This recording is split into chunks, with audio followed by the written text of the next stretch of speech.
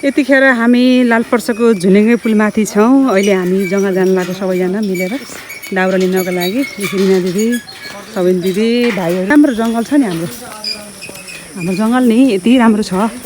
झुलेङ्गे पुलबाट चट्ट चढेर खोलामा खुट्टा गाड्न पनि परेन। अनि त्यसपछि हरियाली सौन्दर्य चिज हेरेर जङ्गलभित्र हामी जान सक्छौँ। आज हामी जङ्गल आज हाम्रो आमाको उसको लागि दाउरा टिप्न जाँदैछ।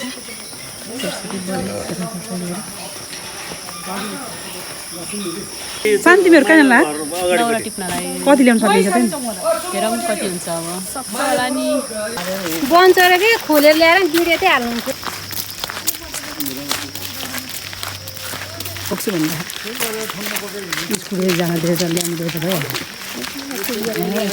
हाम्रो सरोज भाइले बुढो होइन भर्खर टुट्यो अरे। उहाँले दाउरा काटिरहनु भएको छ। उहाँले दाउरा ज्यानै त्यस्तो छ के काट्नै पर्दैन, भएकै बोकेर लाने जस्तो छ ज्यान त। यहाँ हेल्प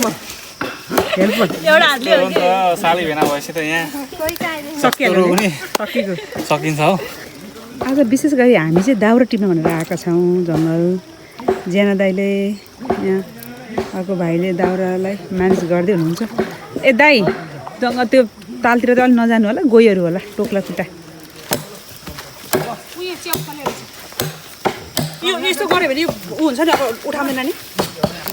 ल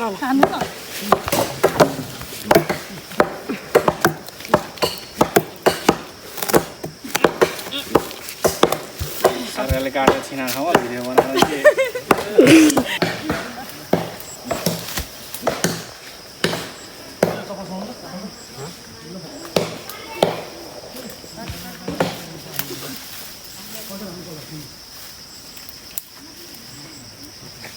सनी बिस्तारै गर है।